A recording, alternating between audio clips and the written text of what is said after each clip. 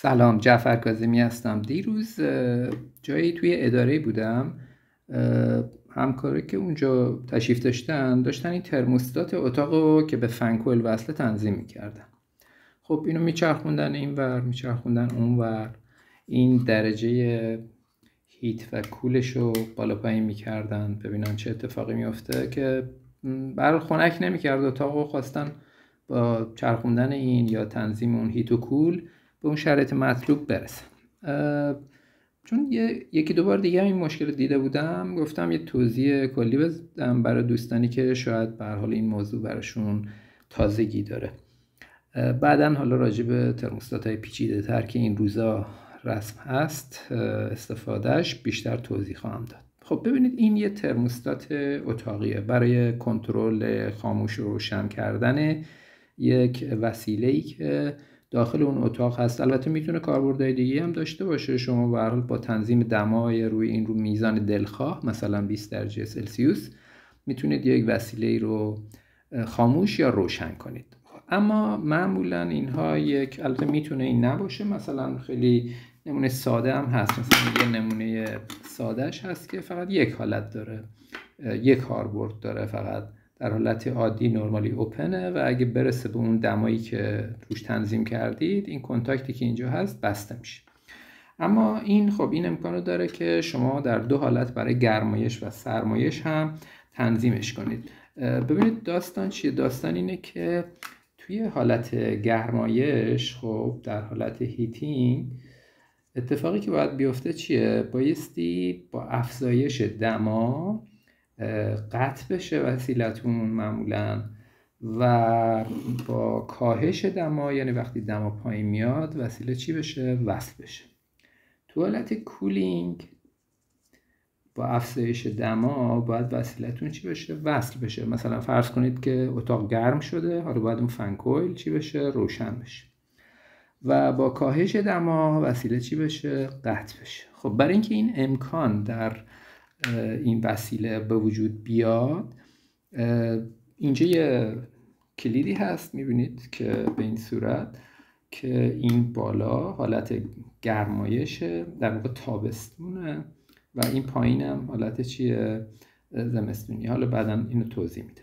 خب پس این کلیاتش اینه. نقطه تنظیم، نقطه چی؟ نقطه اینکه هیت یا کول باشه. بعضی ترموستات‌ها علاوه بر این دوتا تنظیم دیگه هم دارن. در واقع ما به این نقطه میگیم ست پوینت. الان این که تنظیم کردیم، یه چیز دیگه داریم تحت عنوان ددبند. ددبند یعنی که مثلا من اینو الان توی حالت هیتینگ گذاشتم، دما بالا رفت، از این عددی که روش تنظیم کردم قطع کرد. حالا این چرا باید دما پایین بیاد تا وصل کنه؟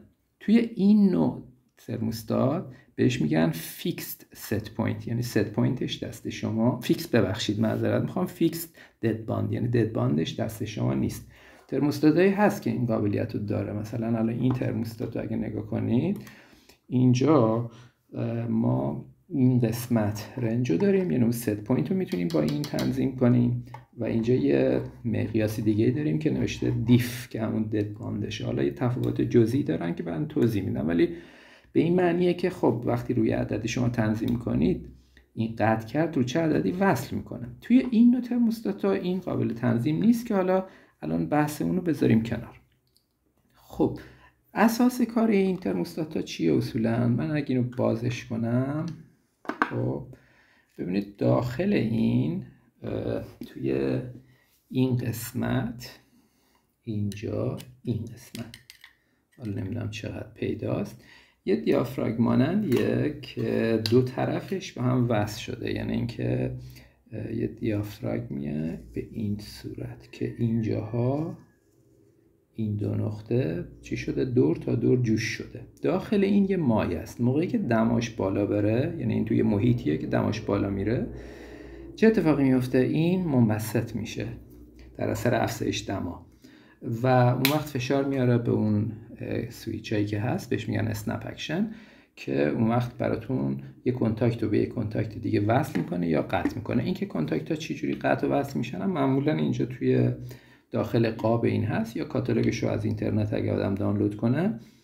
داخل اونم هست. با هم میریم الان توی مانیتور اون قسمت رو به شما نشون میدم، فکر کنم راحت تر باشه. خب در مورد ترموستاتا یا کلا سویچ ها، این که ولتاژش چیه، 220 یا 30 متناوب، مثلا 50 هرتز. گاهی اوقات البته اینو باید به کاتالوگ مراجعه کنید، ولی اینجا هم نوشته 6 آمپر هم 2 آمپر. این آمپریه که حداکثر میتونه از این ترمینال‌های این بگذره.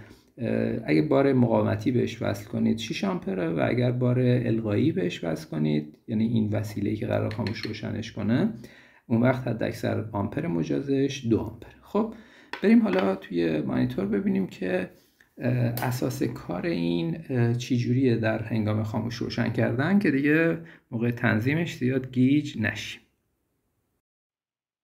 خب در ادامه بحث قبل من چند تا فایل اینجا اسلاید آماده کردم براتون. الان این همون ترموستاته که تو وضعیت چی قرار داره؟ زمستونی. یعنی این کلید شاخصش ببینید تو وضعیت زمستونی قرار داره. خب تو این حالت این فنکول یا هر وسیله دیگه که قرار خاموش روشنش کنید، فاز 0 میاد اینجا. فرض کنید این وسیله تک فازه. الان توی این حالت این چیه؟ روشنه. خب حالا فرض کنید که دما توی حالت زمستونی توی اتاق بالا میره. این کلید رو نگاه کنید چه وضعیتی میشه. میبینید یه بار دیگه. خب تو این وضعیت این باعث میشه که این وسیله چی بشه؟ خاموش بشه. با بالا رفتن دمای اتاق ترموستات برق فنکویل رو قطع میکنه. خب حالا بیاین این نگاه کنید، من بذارمش توی این وضعیت، یعنی تو وضعیت تابستونی. دقت کنید این وضعیت.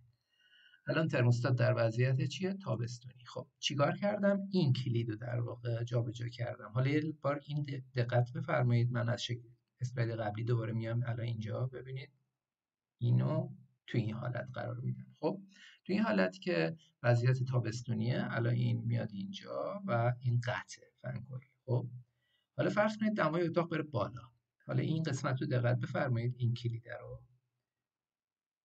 ببینید، با بالا رفتن دما میاد میچسبه پایین و اون وقت از طریق این مسیر فنکویل یا حالا هر اون وسیله‌ای که دارید چی میشه؟ روشن میشه. با بالا رفتن دمای اتاق ترموستات برق فنکویل رو وصل میکنه. امیدوارم این توضیحات ساده براتون مفید بوده باشه. موفق باشید.